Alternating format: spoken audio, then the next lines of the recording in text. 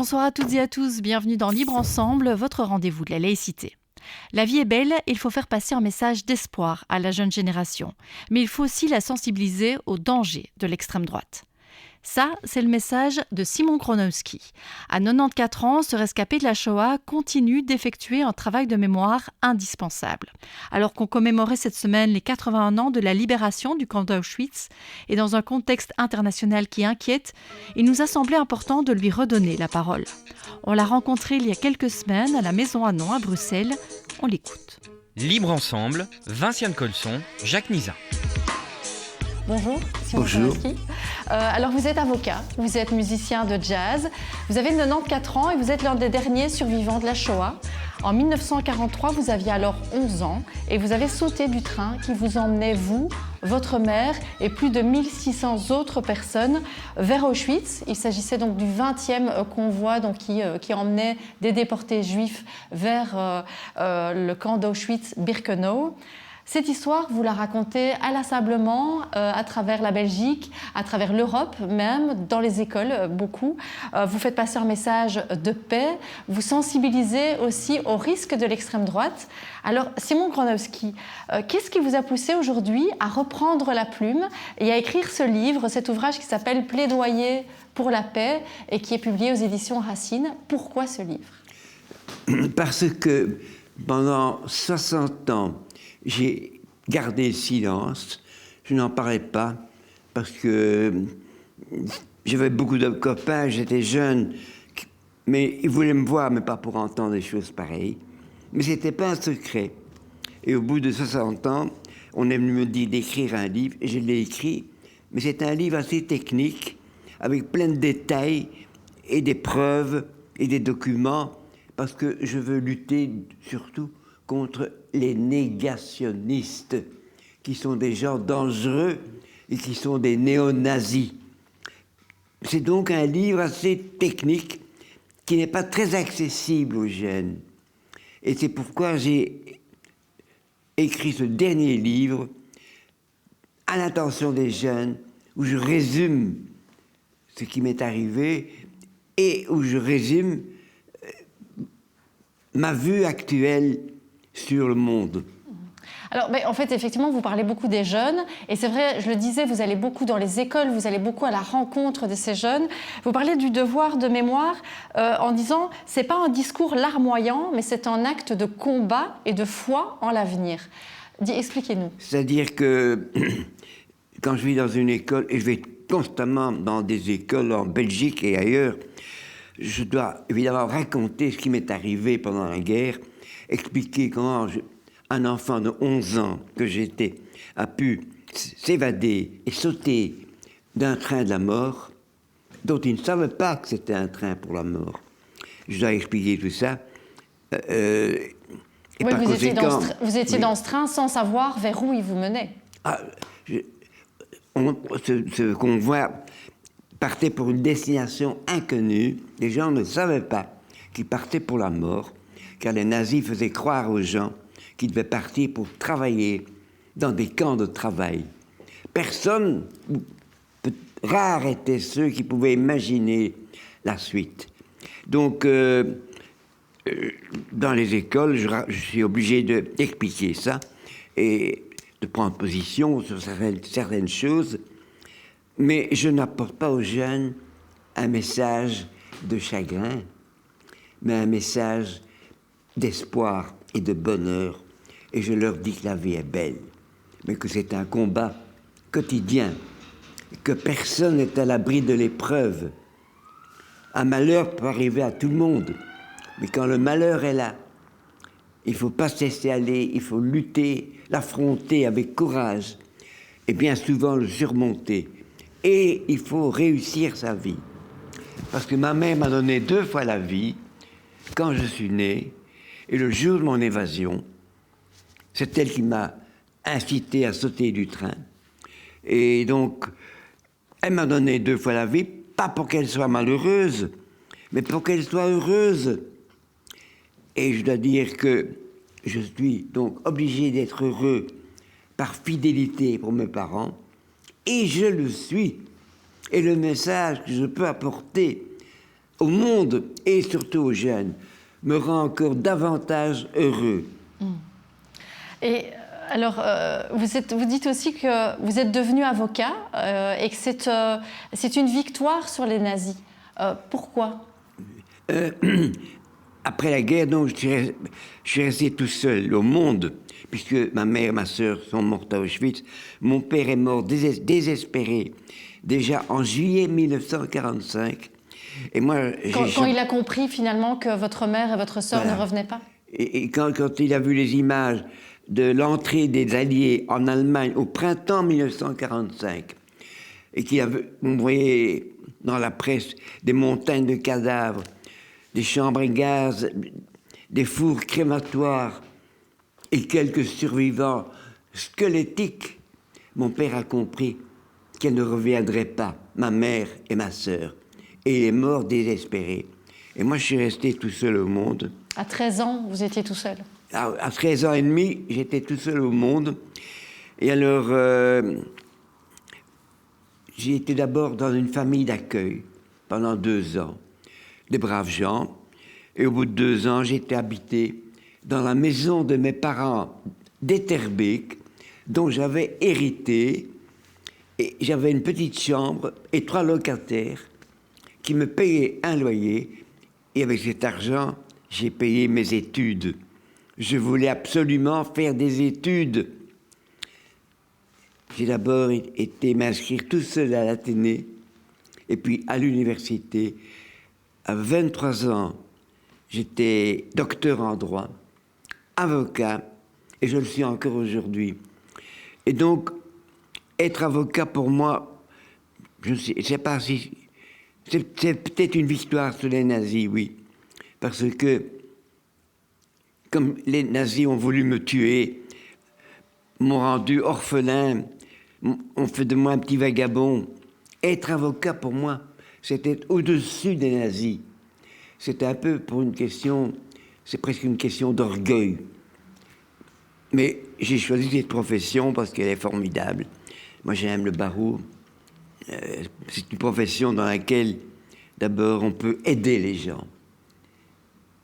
Et gagner sa vie. Qui dit mieux? Gagner sa vie en aidant les gens. Pardon? Gagner sa vie en aidant les gens, c'est parfait. C'est ça. Parce que le vrai bonheur, pour moi, c'est de penser au bonheur des autres, pas à son bonheur égoïste. Et moi, comme avocat, j'ai pu aider les gens, beaucoup de gens. Mais je ne dis pas que j'étais un avocat vedette, comme certains. J'ai fait une carrière honorable, qui n'est d'ailleurs pas terminée. Je suis encore toujours avocat aujourd'hui. Oui, donc à 94 ans, toujours avocat. Ah oui, je suis un peu trop jeune que pour arrêter. Vous avez bien raison. Et alors, je le disais en ouverture, on est ici, on a la chance d'être ici à la maison Hanon, qui est donc un chef-d'œuvre d'Art Nouveau, et qui se trouve aussi à quelques pas de la prison de Saint-Gilles. On est avenue de la Jonction, et donc en fait, on est entre la jonction entre la prison de Saint-Gilles et la prison de Forêt. Et cette prison de Saint-Gilles, elle a accueilli, enfin c'est plutôt, il y a des résistants qui ont été détenus à la prison de Saint-Gilles pendant la Seconde Guerre mondiale. Dans votre livre, vous rendez hommage à ces résistants, et notamment à ceux qui ont attaqué le convoi, le 20e convoi, et qui ont permis, en fait, à un moment que vous puissiez vous échapper et sauter de ce convoi. J'ai dû monter en ce wagon à bestiaux le 19 avril 1943 avec ma mère et 50 autres personnes. C'était un train qui déportait 1600 hommes, femmes, enfants vers une destination inconnue à raison de 50 par wagon. Donc, il devait y avoir au moins 35 wagons. Alors, j'étais enfermé dans ce wagon, un peu de paille par terre, pas de lumière artificielle. La lumière n'arrivait que par 2 petites ouvertures.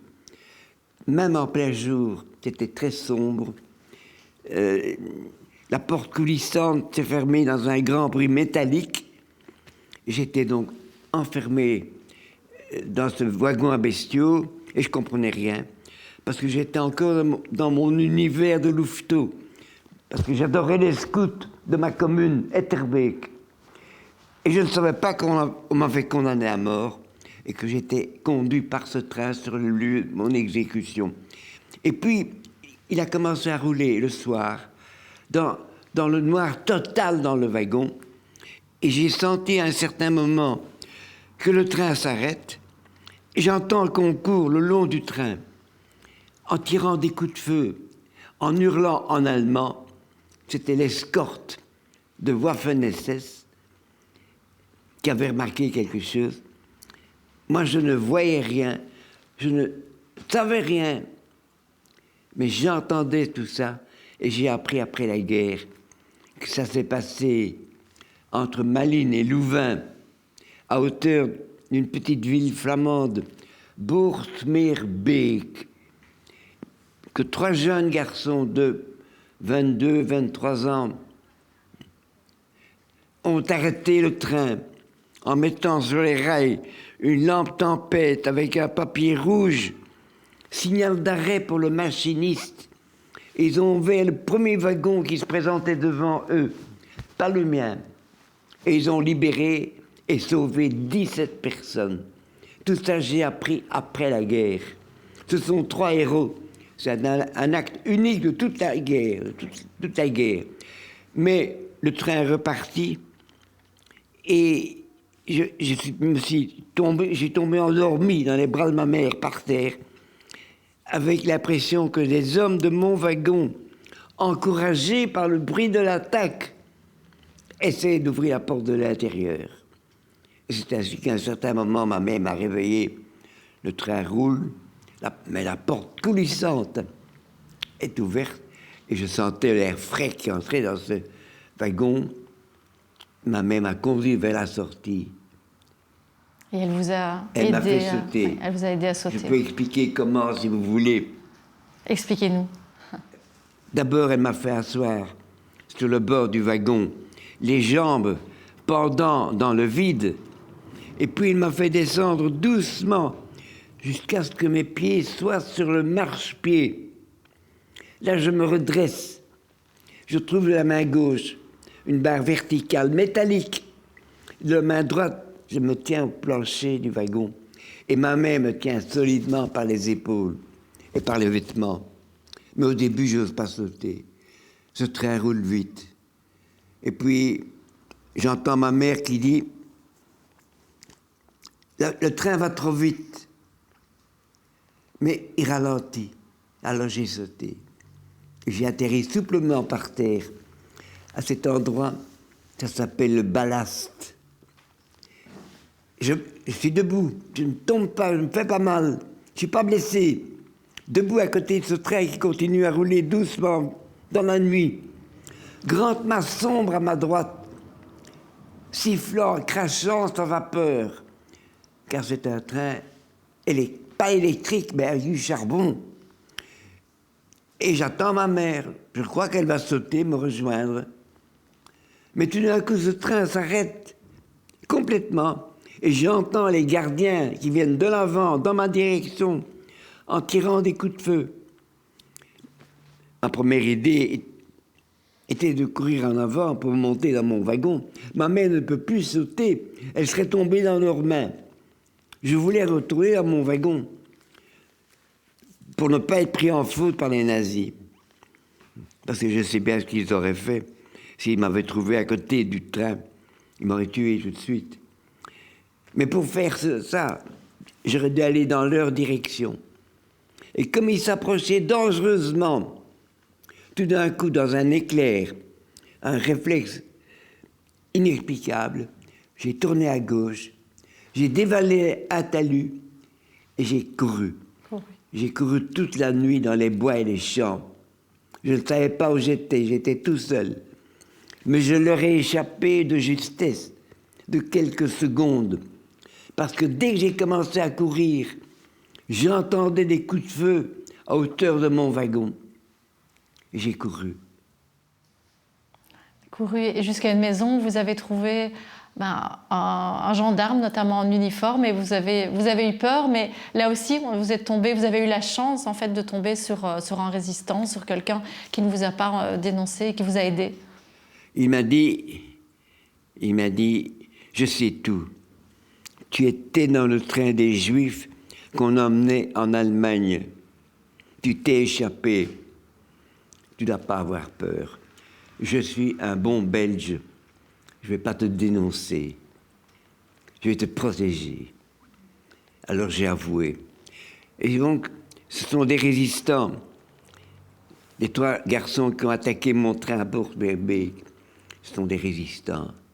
Le gendarme, c'est un hasard, ton frère a même été fusillé par les nazis comme partisan dans le Limbourg. C'est un résistant. Quel miracle! Je saute au hasard, n'importe où. Je saute dans le Limbourg. Et j'atterris chez un gendarme. Et c'est un patriote, un démocrate, un résistant incroyable. C'est pour ça que je dis, c'est le hasard qui gouverne le monde. Tout est hasard. Et je suis tombé sur lui. Et puis, après mon évasion, j'ai été caché dans des familles catholiques qui m'ont traité comme leur enfant et sauvé. Ce sont des héros également. Ce sont des résistants. Moi, j'admire la résistance. Ce récit, vous le racontez, on sent que vous le vivez encore aujourd'hui, et vous le racontez, j'imagine que vous l'avez déjà raconté des centaines de fois. Qu'est-ce que ça vous apporte de le raconter encore aujourd'hui? Parce qu'on pourrait se dire que ça doit être une souffrance aussi de le raconter. Pourquoi est-ce que ça vous semble aussi essentiel de continuer à le raconter? Parfois, quand je parle en public, on me pose des questions et on me demande « Est-ce que ça vous rend pas triste de raconter cette histoire triste ?» Et moi, je réponds pas du tout. Ça me rend heureux parce que je vous apporte quelque chose. Je vous mets en garde contre quelque chose, contre le danger de l'extrême droite. Parce que l'extrême droite est un danger pour l'humanité, et surtout pour les jeunes. Parce que c'est le berceau du nazisme, du fascisme, du racisme, excusez-moi, mais du colonialisme aussi. Et c'est le berceau de l'antisémitisme. Alors qu'aujourd'hui, oui. Et aujourd'hui, c'est eux qui vont se présenter parfois comme les défenseurs des Juifs et ceux qui luttent contre l'antisémitisme. Il y a un retournement aussi dans le discours. Madame Le Pen, maintenant, elle adore les Juifs. Mais ça, c'est une tactique politique.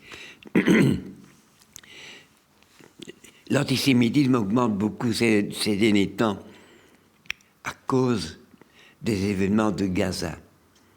Les gens sont choqués par les bombardements israéliens sur Gaza. Et moi aussi, je suis choqué par ça. Je n'accepte pas. Je ne sais pas si c'est un génocide ou pas, mais je sais que c'est un massacre. En tout cas. Et je ne suis pas d'accord avec ce massacre. Parce que je dis que toutes les vies sont égales et que la vie d'un enfant palestinien a autant de valeur que la vie d'un enfant israélien. Je dis que ces deux peuples-là, israéliens et palestiniens, s'affrontent par la brutalité, pas depuis le 7 octobre 2023 et l'attaque du Hamas à Gaza.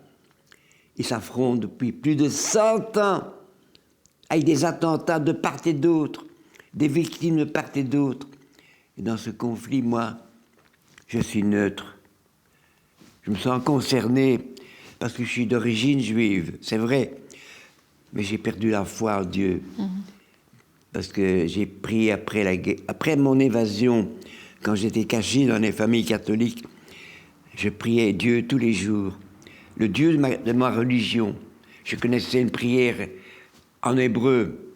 Je n'en comprenais pas un mot, mais je la disais tout le temps. Je demandais à Dieu de me ramener ma mère et ma sœur.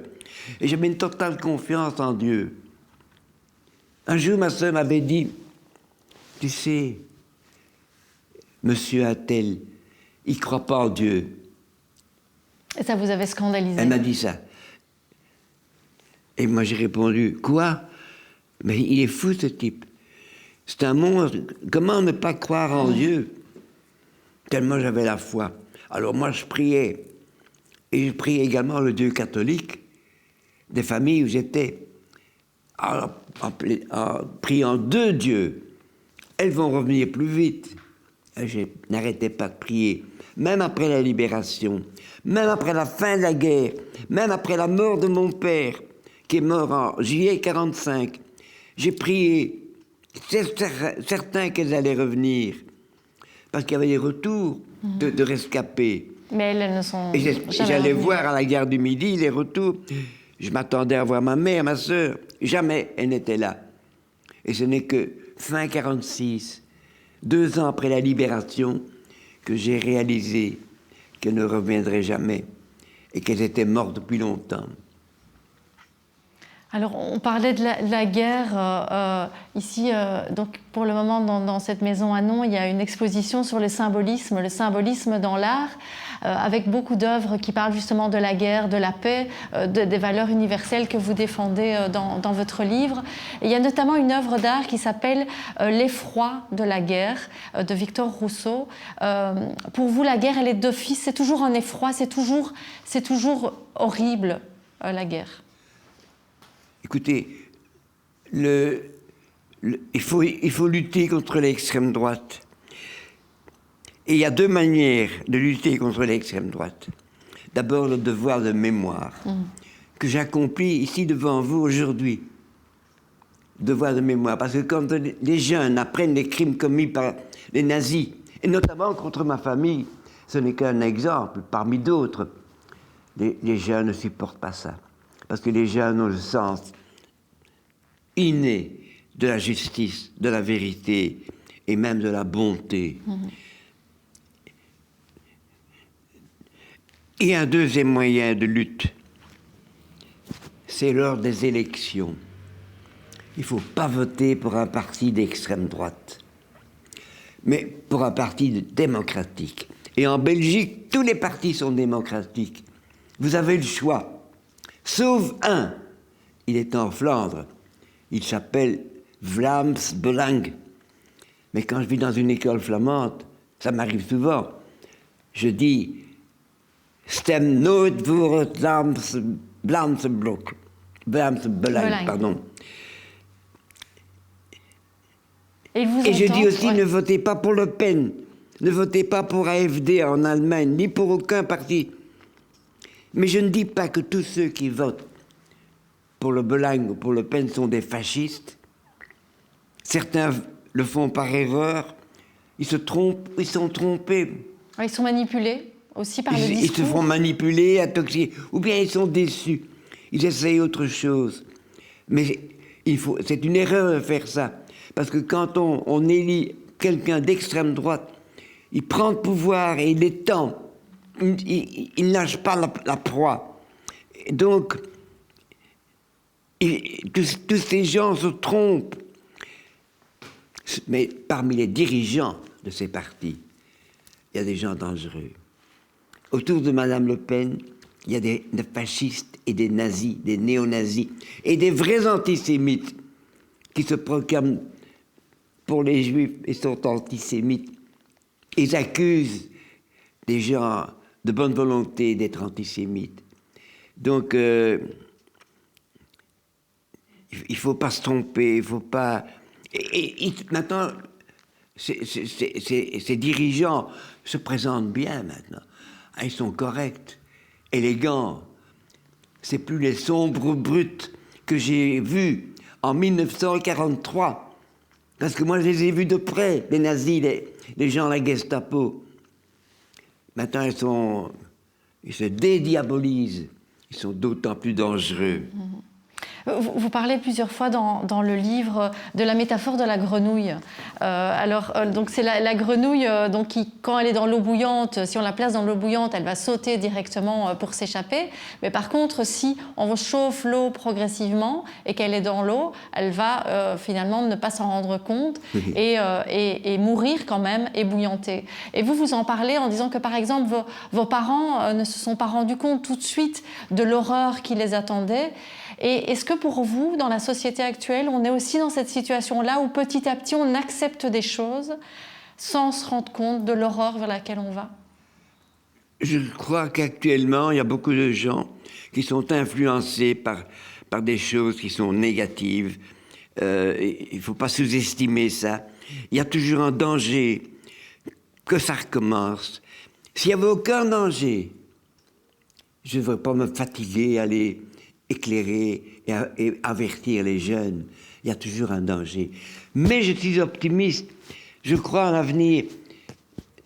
Malgré toutes les tragédies du passé, comme celle que j'ai vécue, car c'est une tragédie. Et tragédie, il y a des gens qui ont souffert plus que moi. Et malgré les événements tragiques d'aujourd'hui, parce qu'aujourd'hui encore dans le monde, il y a des hommes qui souffrent, il y a des peuples qui souffrent aujourd'hui. Ouais, on a parlé évidemment de Gaza, c'est un bon exemple. Moi, je garde ma foi dans l'avenir, car je crois justement en la bonté humaine. Je dis que l'homme est bon. Vous ne croyez plus en Dieu, mais vous croyez en l'homme. Oui. Est-ce que c'est l'art aussi qui vous a sauvé la vie? Est-ce qu'on pourrait dire que l'art, le jazz en l'occurrence, vous êtes un grand musicien de jazz, est-ce que l'art vous a aussi sauvé la vie, à ce moment-là notamment? Oui. Je veux dire aussi qu'à propos du devoir de mémoire, le devoir de mémoire ne dépend pas des témoins, comme moi. Parce que ils vont tous disparaître, les témoins. Il n'y en aura plus. Je suis là parce que j'étais très jeune à l'époque.